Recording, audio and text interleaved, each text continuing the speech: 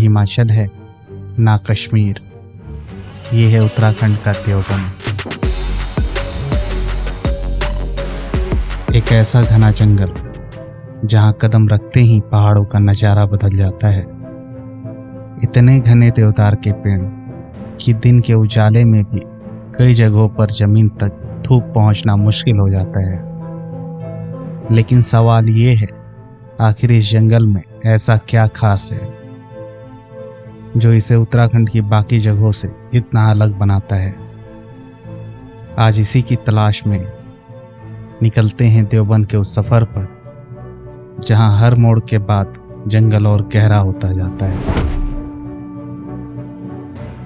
नमस्ते दोस्तों, मैं हूं किशन आर्यन और आज है हमारे चक्राता राइड का डे 5। अभी मैं बैठा हूं एक रेस्टोरेंट में ब्रेकफास्ट के लिए, आप देख सकते हैं। और ब्रेकफास्ट के लिए काफ़ी दिक्कतें हो रही हैं मुझे, तो आज मैं निकलने से पहले ही चक्राता में ही अपना ब्रेकफास्ट कर रहा हूं। एंड आज हम दो बहुत ही खूबसूरत जंगल को एक्सप्लोर करने वाले हैं, तो आप वीडियो में एंड तक बने रहिएगा क्योंकि आज का सफ़र बहुत ही खूबसूरत होने वाला है। फटाफट से मैं यहाँ अपना ब्रेकफास्ट करता हूँ और अपने आज के सफ़र के लिए निकलता हूँ। तो कैसे हैं आप सभी? उम्मीद करता हूँ आपको मेरे चक्राता के ब्लॉग्स काफ़ी पसंद आ रहे होंगे और आप काफ़ी ज़्यादा एंजॉय कर रहे होंगे। आज मौसम काफ़ी अच्छा है, धूप भी खिली थी थोड़ी देर पहले, अभी फिर से थोड़े बादल आ रहे हैं, लेकिन वेदर काफ़ी क्लियर है आज। तो आज हमें बहुत ही खूबसूरत व्यूज़ देखने को मिलेंगे। तो आज हम दो जंगलों को एक्सप्लोर करने वाले हैं। तो पहले जंगल की तरफ मैं निकल चुका हूँ। पहला जंगल जो है वो है देवबंद फॉरेस्ट। उसके बाद हम निकलेंगे कानासर फॉरेस्ट के लिए।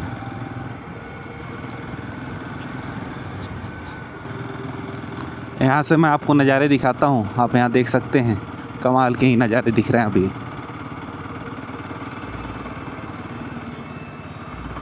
आज का ब्लॉग काफ़ी सीनिक होने वाला है दोस्तों, क्योंकि आज जिस रास्ते से हम जाएंगे वो रास्ता बहुत ही खूबसूरत है। वैसे तो मुझे ऑफ रोडिंग करना ज़्यादा पसंद नहीं है, लेकिन फिर भी आज मुझे करना होगा क्योंकि एक खूबसूरत जगह पर पहुंचने के लिए थोड़ा तो ऑफ रोड करना पड़ेगा।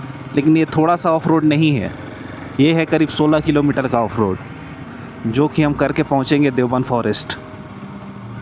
तो दो भाई मिल चुके हैं हमें। देवबंद चल रहे हो आप भी? अच्छा, यहाँ से कितना ऊपर जाना होगा? चलो ठीक है, आप लोग लौटो वहाँ से फिर काम करके, ठीक है? तो वहीं पे मिलते हैं। तो ये दोनों बंदे मुझे कल मिले थे जब मैं विकास खाई से वापस लौट रहा था तब, और इनसे मेरी करीब 1-1.5 घंटे बात हुई। इन्होंने ही मुझे रास्ता समझाया था कैसे आप देवबंद फॉरेस्ट जाओगे, क्योंकि मैं इससे पहले भी गया था जिस दिन मैं मोइला टॉप का ट्रैक किया था मैंने, तो उस दिन भी देवबंद फॉरेस्ट के लिए निकला था, लेकिन मुझे रास्ता समझ में आया नहीं। और गूगल मैप तो कितना ही पहाड़ों में कंफ्यूज करता है, इससे तो आप अच्छे से वाकिफ़ होंगे ही। तो इनका हमारा प्लान भी बन गया, इन्होंने अपना नंबर भी दिया मुझे, मेरा नंबर भी लिया कि हम साथ में घूमेंगे देवबंद फॉरेस्ट, क्योंकि ये यहीं से हैं और इनके जो फादर हैं वो आर्मी में हैं और उनकी ड्यूटी भी चक्राता में ही है, देवबंद फॉरेस्ट में ही।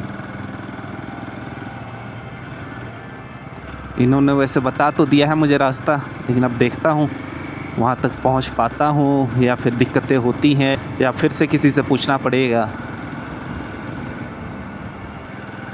तो ऐसे ही आप अगर किसी सफ़र पे निकलोगे, ख़ासकर अकेले निकलते हो, तो कुछ अच्छे लोग मिल जाते हैं हमें जिनसे हमारी बातचीत होती है, फिर हो सकता है हम उनके अच्छे दोस्त बन जाएं। एक अजनबी से इतनी अच्छी दोस्ती हो जाती है हमारी, इसलिए मुझे सोलो राइड करना ज़्यादा पसंद है। ओ भाई, ये डॉगी देखो कितना क्यूट सा है। एक यहाँ पे मिले हैं क्योंकि वो भाइयों ने बोला था कि 4 किलोमीटर बाद रास्ता जाएगा अलग, तो इनसे पूछ लेते हैं। देवबंद फॉरेस्ट कैसे जाएंगे? देवबंद फॉरेस्ट कैसे जाएंगे? कितनी दूर आगे होगा यहाँ से? नहीं, जहाँ से रास्ता जाता है ऊपर के लिए।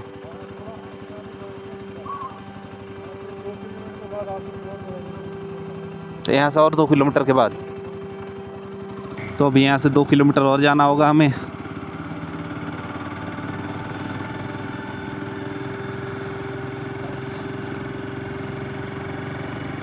देवबंद फॉरेस्ट कैसे जाएंगे? देवबंद फॉरेस्ट आगे क्या बोला? नहीं नहीं, देवबंद फॉरेस्ट जाना है, देवबंद फॉरेस्ट। यहाँ से ऊपर वाला ये रास्ता जाएगा क्या? थोड़ा आगे से है। तो मुझे ज़रा सा भी रिस्क लेना नहीं है, क्योंकि वैसे भी मुझे आज 2 जगह को एक्सप्लोर करना है। तो इसलिए जो भी रास्ते में मिलेगा मुझे, मैं उससे पूछ ही लूँगा। देवबंद फॉरेस्ट से हमें करीब कनासर फॉरेस्ट जाने के लिए 40 किलोमीटर जाना होगा। तो टाइम बचाना काफ़ी ज़रूरी है हमारे लिए। ये शायद ऊपर वाला रास्ता जाएगा देवबंद फॉरेस्ट को, लेकिन फिर से किसी से पूछ लेता हूँ यहाँ पर। देवबंद फॉरेस्ट यहीं जाएगा? यहीं जाएगा। बोर्ड पे तो ऐसे लिखा हुआ है, लेकिन फिर भी मैं चाहता था एक बार कंफर्म हो जाऊं। तो मैं सोच रहा हूँ इस कैमरे को निकाल के रख लूँ, क्योंकि पूरा ही ऑफ रोड है और गलती से कैमरा गिर गया तब दिक्कत हो जाएगा। रास्ता देख ही सकते हैं, पूरा ही ऑफ रोड है। तो चलिए दोस्तों, अपने 16 किलोमीटर के ऑफ रोड को करते हैं हम स्टार्ट।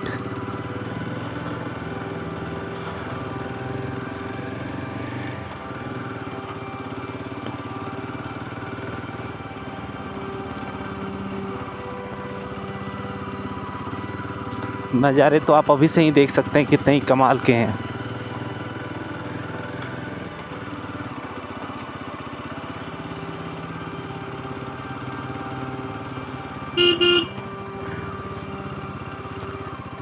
और यहाँ देख सकते हैं दूध वाले ऊपर से ही शायद आ रहे हैं।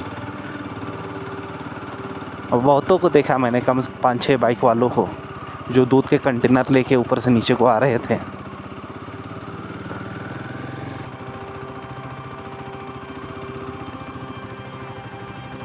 यहाँ देखिए लैंडस्लाइड हुआ है, उसे रोकने के लिए बड़े बड़े से पत्थर रखे गए हैं यहाँ पे।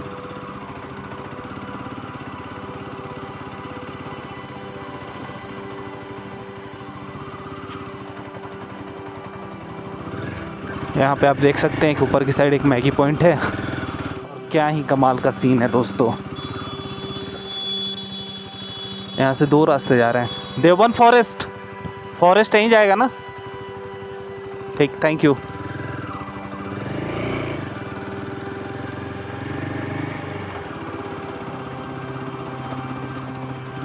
क्या ही बवाल सीन है दोस्तों।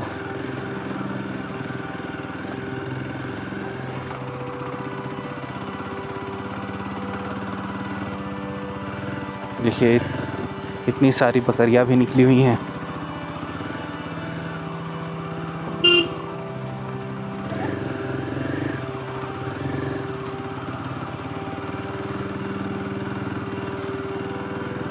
क्या ही सुंदर नज़ारे देखने को मिल रहे हैं दोस्तों।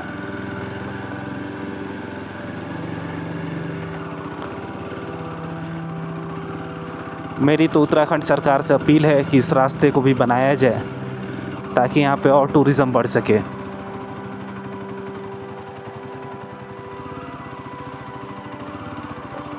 वैसे जहाँ तक मुझे लग रहा है कि पहले ये रास्ता सही था, बाद में ये ख़राब हो चुका है, क्योंकि कहीं कहीं मुझे रोड के पैचेस दिख रहे हैं।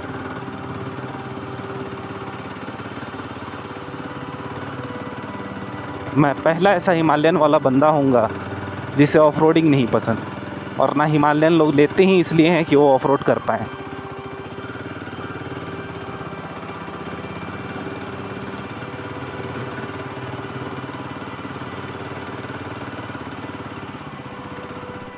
एक पॉइंट से क्या ही कमाल का नज़ारा है दोस्तों। और आज का वेदर इतना अच्छा है कि पहाड़ बहुत ही खूबसूरत लग रहे हैं।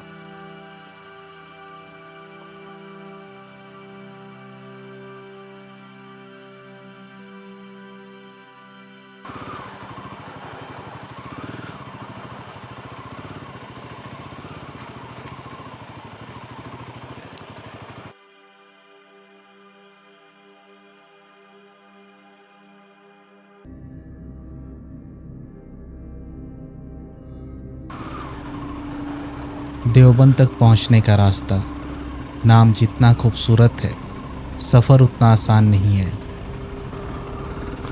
रोड खत्म हो चुकी है और शुरू हो चुका है एक ऐसा ऑफ रोड सेक्शन जहां हर मोड़ पर बाइक को संभालना पड़ रहा है।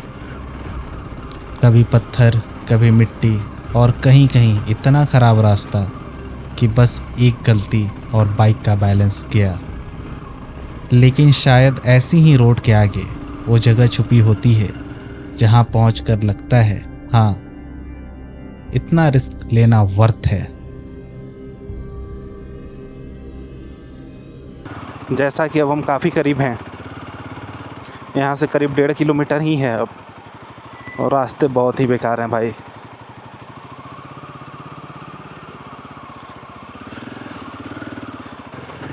और बहुत ही रोड स्लिपरी है। मैं कम से कम 10 बार बचा हूँ गिरते गिरते।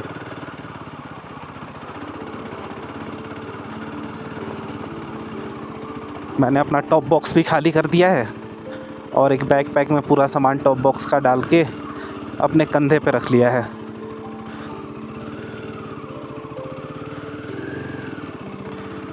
क्योंकि ऐसे रास्तों पे टॉप बॉक्स के भी टूटने का रिस्क काफ़ी ज़्यादा होता है, तो इसलिए उसे खाली कर दिया ताकि उस पर वेट ना हो। तो जैसा कि आप देख सकते हैं दोस्तों, मैं पहुंच चुका हूं जहां तक मुझे लगता है। Welcome to Deoband.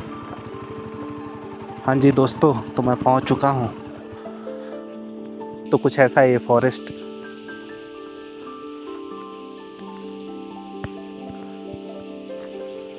देवबंद में आपका स्वागत है। तो अभी मैं फ़िलहाल समुद्र तल से 2815 मीटर ऊपर हूँ और एक बहुत ही घने जंगल में हूँ। तो चलिए दोस्तों, अंदर चलते हैं और देखते हैं यहाँ से क्या है नज़ारे। बाइक की कंडीशन आप देख सकते हैं कितनी गंदी हो चुकी है।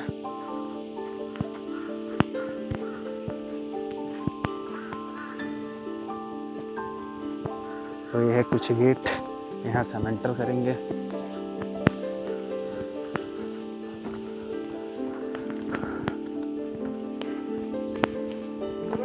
जी, वीडियो बनाना अलाउ नहीं है। तो जहाँ से हमने ऊपर चढ़ना स्टार्ट किया था यहाँ तक आने के लिए, वहीं पे नीचे पर्ची लेनी पड़ती है, परमिशन लेना पड़ता है ऊपर जाने के लिए। और मैं बिना पर्ची लिए आ गया हूँ, जो कि इन्होंने मना किया। फिर ये बोले कि ऑफिसर आने से पहले आप फटाफट से घूम के यहाँ से निकल जाओ, फिर कोई दिक्कत नहीं है। तो ये है इस जंगल का पूरा ग्रीन मीडो।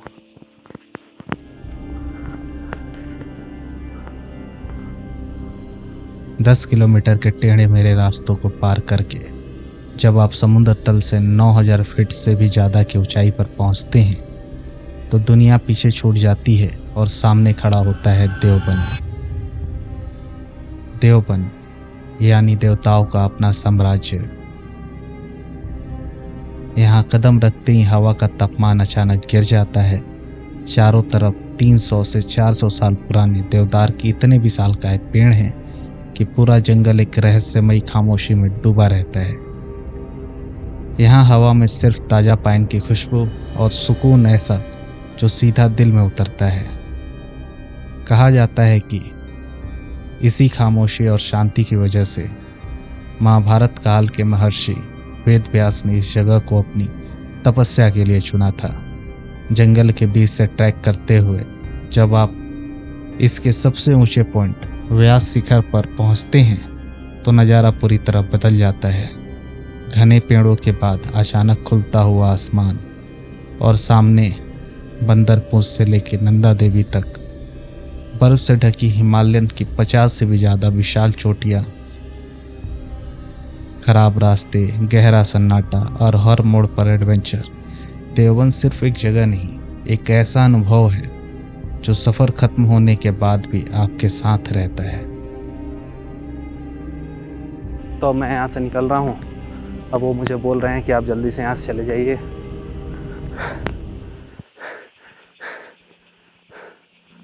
मैंने मिस्टेक नहीं किया होता तो मैं इस जगह पे थोड़ा और टाइम बिताता।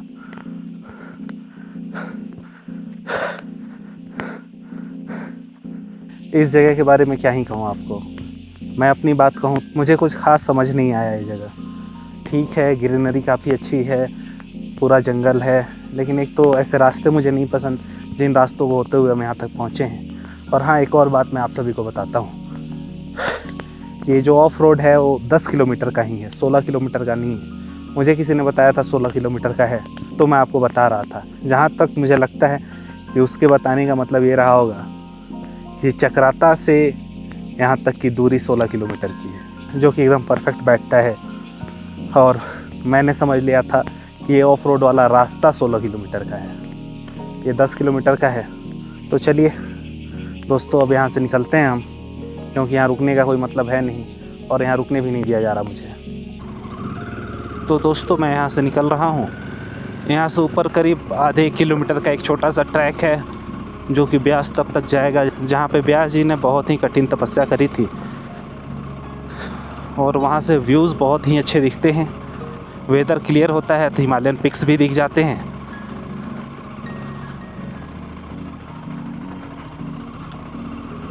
लेकिन एक तो वेदर भी क्लियर नहीं है और मैंने पर्ची नहीं ले रखा है, तो मुझे जाने भी नहीं देंगे। तो यहाँ से निकलते हैं और अपने अगले लोकेशन की तरफ चलते हैं।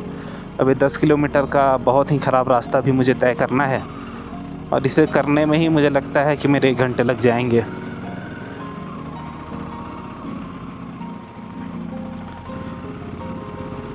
एक तो आप देख सकते हैं रास्ते इतने ख़राब हैं, ऊपर से धुंध आ चुका है, रास्ता नज़र भी नहीं आ रहा।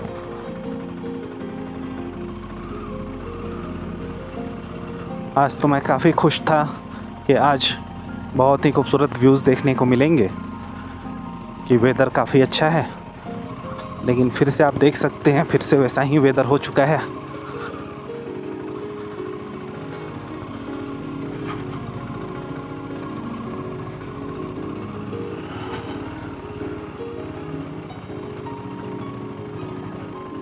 यहाँ आप देख सकते हैं कितना ख़तरनाक लैंडस्लाइड हुआ है।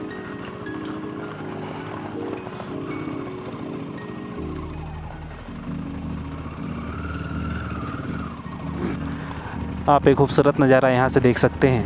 हम ट्रैक तो नहीं कर पाए, ट्रैक अगर करते तो हो सकता है कि कहीं हमें कुछ अच्छा देखने को मिल जाता, लेकिन वेदर उस साइड काफ़ी हाइट पे था वो जगह, और वेदर उधर का बिल्कुल भी क्लियर नहीं था।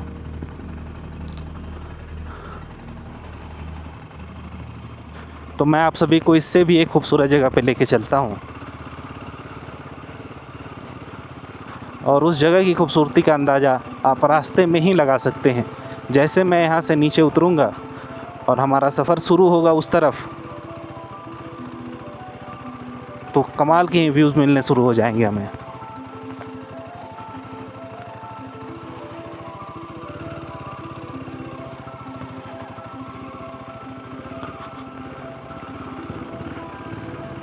करीब 6 किलोमीटर तक मैं नीचे आ चुका हूँ, 6 किलोमीटर से थोड़ा ज़्यादा ही, अब थोड़ा ही रह गया है।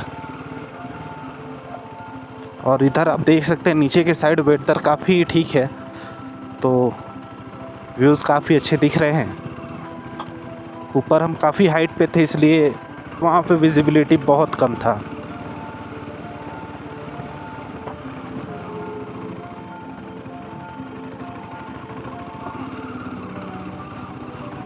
नज़ारे चेक करो दोस्तों।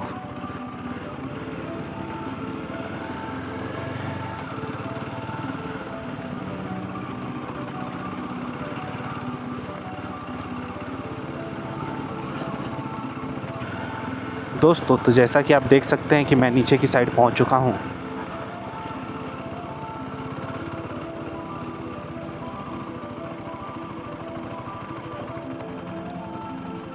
ये काफ़ी खूबसूरत रास्ता है, क्योंकि मोइला टॉप जाने के लिए हम लोखंडी गए थे, और इस बार हम लोखंडी से भी आगे जाएंगे।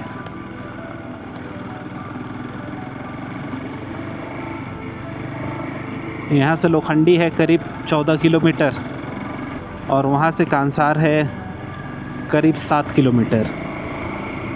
तो अभी 21 किलोमीटर हमें जाना है।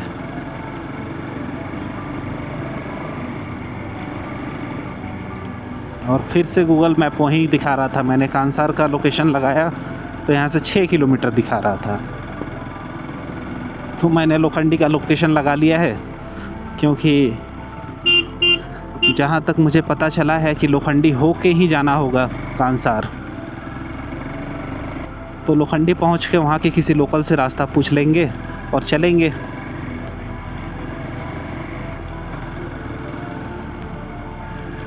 इसे बोलते हैं दोस्तों रास्ते।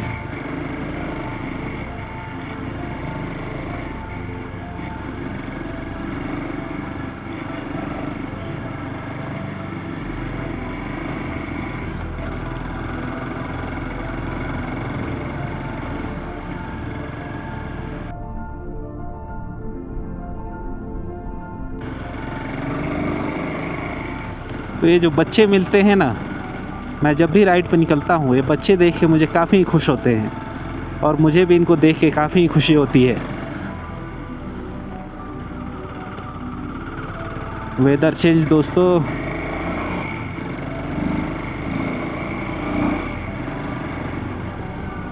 अब ये नज़ारे देख के आप ही बताओ दोस्तों, पहाड़ों से ज़्यादा खूबसूरती और कहाँ होगी। इनसे ज़्यादा खूबसूरत और क्या ही देख पाएंगे हम।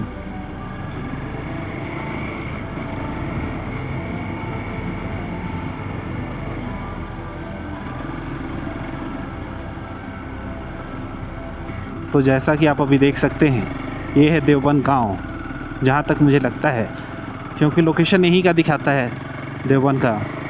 और आखिरी टाइम जब मैंने मोइला टॉप का ट्रैक किया था उस दिन मैं देवबंद के लिए ही आया था और मैं यहीं तक आया, तो पता चला यहाँ से और पीछे जाके आपको जाना होगा। तो देवबंद फॉरेस्ट का रास्ता कुछ और है, ये देवबंद गांव में आएंगे आप अगर लोकेशन लगा के आते हैं तो इसके लिए कभी आप आते हैं तो आपको मैं क्लियर कर दूं। आपको चक्राता से 5-6 किलोमीटर ही आगे बढ़ना है लोखंडी वाले रास्ते पे। वहाँ पे आपको बोर्ड लगा हुआ दिख जाएगा, नहीं दिखेगा तो आप किसी लोकल से पूछ लेंगे, वो आपको बता देंगे। और यहाँ से थोड़ा आगे मुझे एक दिखा है बहुत ही खूबसूरत वाटरफॉल, तो चलिए देखते हैं उस वाटरफॉल को।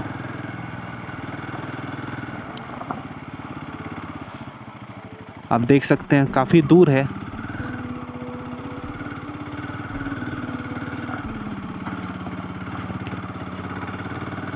वैसे इस रास्ते पे छोटे छोटे बहुत सारे वाटरफॉल है, जैसे कि एक यहाँ है।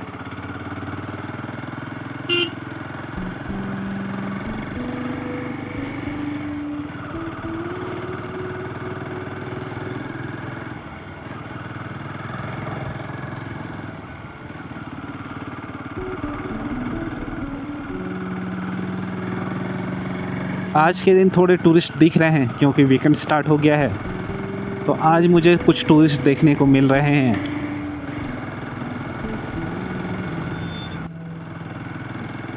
लोखंडी भी काफ़ी हाइट पे है। मैं अभी लोखंडी काफ़ी करीब पहुंच चुका हूं। वेदर आप देख सकते हैं, इधर भी काफ़ी ज़्यादा धुंध है।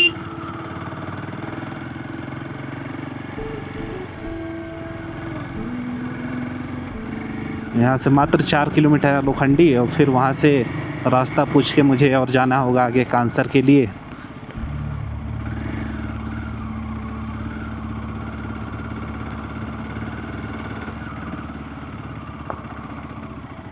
ये सनसेट पॉइंट है। वापसी के टाइम में यहाँ कोशिश करेंगे रुकने का।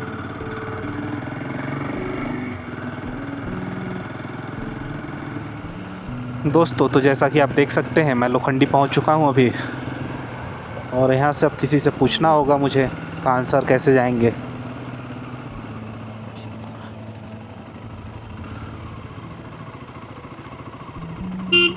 भैया कांसर कैसे जाएंगे? कांसर? हाँ अच्छा, यही रास्ता जाएगा? कहीं से मुड़ना नहीं है ना रास्ते में, क्योंकि मैप दिखा नहीं रहा है। ठीक।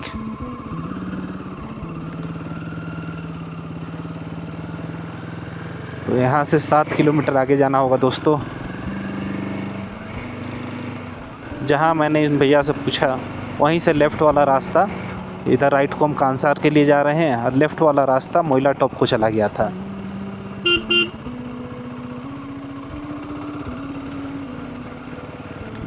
इधर क्या ही ग्रीन लैंड है दोस्तों।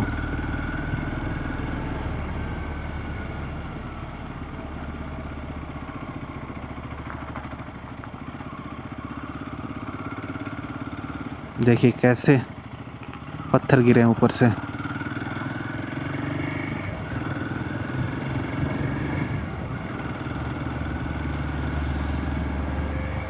क्या ही खूबसूरत नज़ारा है दोस्तों। अब यहाँ से रास्ता नैरो हो गया है फिर से।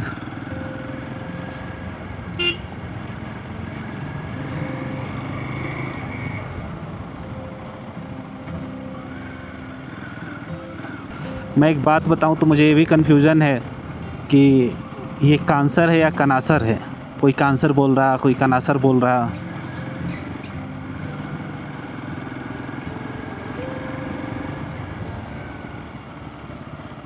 ये नज़ारे देखो दोस्तों, ओहो क्या ही खूबसूरत व्यू है दोस्तों।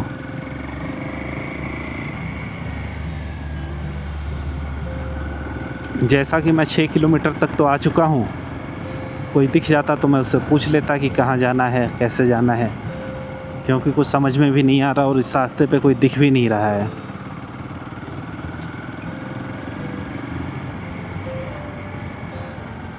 तो फाइनली दोस्तों मैं पहुंच चुका हूं और दिख चुका है मुझे, यही है कनासर।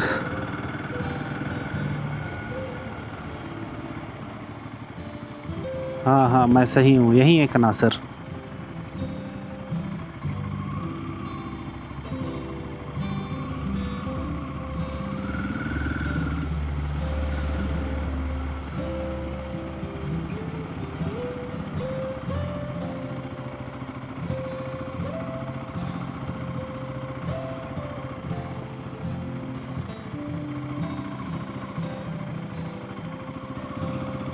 मैं थोड़ा सा आगे चलता हूँ क्योंकि आगे से खूबसूरत व्यू दिख रहा है मुझे।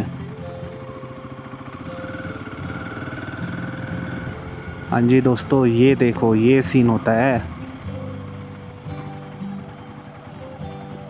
ये है खूबसूरत नज़ारा। इस नज़ारे को आपको करीब से दिखाता हूँ।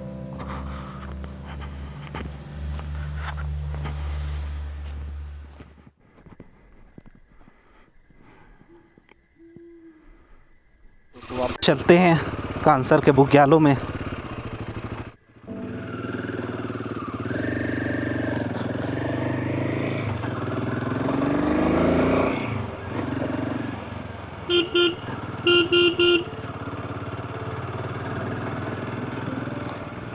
और जहाँ तक मुझे दिख रहा है एक भी टूरिस्ट नहीं है मेरे अलावा यहाँ पे।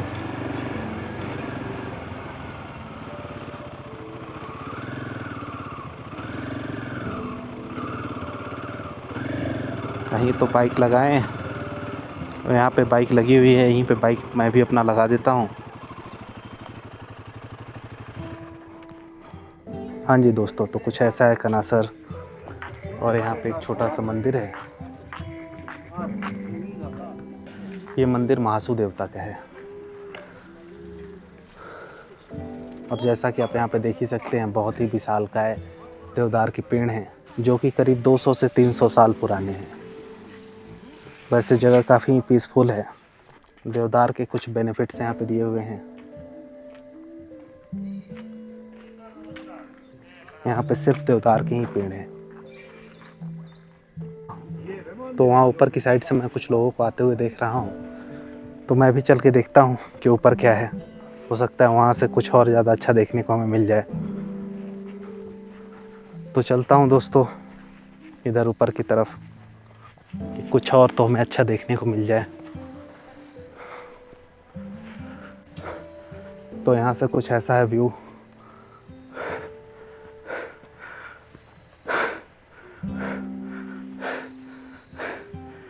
ये व्यू मैंने वैसे आप सभी को दिखाया था वहाँ नीचे से। तो नीचे ही चलता हूँ, कुछ देर टाइम बिताऊंगा मैं यहाँ पे। समुद्र तल से करीब 7,900 फीट की ऊंचाई पर बसा कनासर चक्राता की सबसे खूबसूरत और शांत जगहों में से एक है। ये जगह अपने विशाल और सदियों पुराने देवदार के पेड़ों के लिए खास तौर पर जानी जाती है। इन पेड़ों के बीच खड़े होकर आपको सच में अपनी मौजूदगी बहुत छोटी महसूस होती है। कनासार का सबसे खूबसूरत हिस्सा है कनासर मियान। चारों तरफ घने देवदार के जंगलों से घिरा हुआ एक विशाल हरा भरा मैदान, और इसी मैदान के पास स्थित है कनाशव महाराज का प्राचीन मंदिर, जिसे स्थानीय लोग बड़ी श्रद्धा से मानते हैं। शहर की भीड़ और शोर से दूर यहाँ जंगल की खामोशी, ठंडी हवा और पक्षियों की आवाज़ सुनाई देती है। शायद इसी सुकून के लिए लोग कनासर तक आते हैं। तो चलिए दोस्तों, यहाँ से चलते हैं इन बुग्यालों में। वैसे रास्ता तो काफ़ी स्लिपरी है, मुझे जाना तो नहीं चाहिए, लेकिन अब आया हूँ तो कैसे मिस कर सकता हूँ। तो यहाँ से कुछ ऐसे हैं नज़ारे इस जगह के। ये पूरा बुग्याल है और काफ़ी शांति है यहाँ पे, तो काफ़ी अच्छा लग रहा है यहाँ पे आके। दोस्तों, तो आज के अपने एक बहुत ही एडवेंचरस और बहुत ही खूबसूरत सफ़र को, अपने आज के इस ब्लॉग को हम यहीं पे समाप्त करते हैं और मैं आपसे बहुत जल्द मिलने वाला हूँ अपने अगले ब्लॉग में। तब तक के लिए बाय बाय, टेक केयर। और हाँ, जाने से पहले चैनल को सब्सक्राइब ज़रूर कर दीजिए।